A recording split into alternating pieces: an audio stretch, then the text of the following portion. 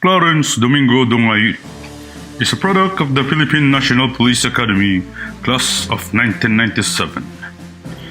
As a young police lieutenant in the late 1990s, he was assigned here in our province, Negros Occidental, as a company commander of the Regional Mobile Force, covering the hinterlands of Negros Island that was then heavily infested with the Revolutionary Proletarian Army, RPA-ABB, and the New People's Army, CPP-NPA rebels. He sustained with the Regional Mobile Force Battalion as a company commander was notable among us field reporters when he defies order from his battalion commander to follow the whims and caprices of some hacenderos and politicians of our province, who try to dictate the young officer on how to handle the insurgency problem within his area of jurisdiction. From that moment on, I started to admire this police officer who has the balls to say no to the local oligarchs who for decades misled most of the police and military leaders assigned in our province. I should know, I was with the police and military beat for 3 decades now. During the leadership of the Chief PNP, Senator Panfilo Lacson, and after his tour of duty with the Regional Mobile Group, Police Lieutenant Clarence Dongail was assigned with the Bacolod City Police Office as Station 10, Station 7, and Station 2 Commander, Chief of the BCPO SWAT, EOD, and as head of the most feared police unit by criminals in his time, most especially drug pushers of Bacolod City and Negros Island, the BCPO Drug Enforcement Unit. While being the youngest police officer assigned in Negros Occidental and Bacolod City, he holds at least 3 units in a concurrent capacity. That makes him the total workhorse of the Bacolod City Police Force. During this period, he was promoted to police captain because of his various accomplishments in criminality campaign, making him the most outstanding police officer of the year, or the coveted Banbuhanon Award of Bacolod City for 3 consecutive years, and as Junior Police Officer of the Year of Western Visayas Police Office for 2 consecutive years.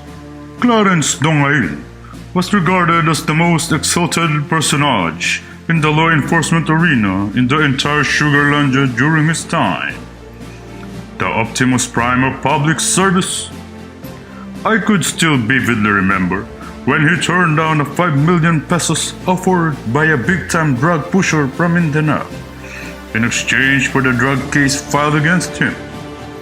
The next day, the drug pusher ended with one of his finger cut, and according to him by Dongail, even Visayan drug lord Jose Kim Cuadro, aka Boy Cuadro, abandoned Bacolod City, his birthplace, when Dongail was designated as Station 2 Commander. Months later, Cuadro was apprehended in Malay Aklan. During his time as Station 2 Commander and BCPO Drug Enforcement Chief, numbers of drug pushers scattered on the roadsides, lifeless. They blame it all to Clarence Dongail. Criminal gangs like the infamous Jobert Delgado robbery and Kidnap for Ransom group was neutralized in an armed encounter with Dongail and men, killing 5 of its members, including Delgado, and captured 2. But his career was marred by the killings of certain members of a drug group from Mindanao that was charged to Clarence Dongail and his men. They were accused for multiple murder, but while they were facing an investigation, Dongail was even promoted to police major and was assigned with the Regional Police Intelligence Division Iloilo City, and at the same time command the Regional Special Operations Group covering the entire Western Visayan region. With the elevation of his designation and his promotion to the next rank to include his vast experience as police operative, he was again tasked to neutralize drug groups in Panay Island. Dongail and his men got the ire of the Iloilo City-based Odicta drug group, led by the late Melvin Boyet Odicta, who was assassinated with his wife in Kachiklan Jettiford, Malay Aklan. The last time that I've heard of Clarence Dongail was when he was accused of killing a Chinese drug lord inside the New Bilibid prison. I always remember him as an honorable man with fine feelings to each and everyone, except criminals.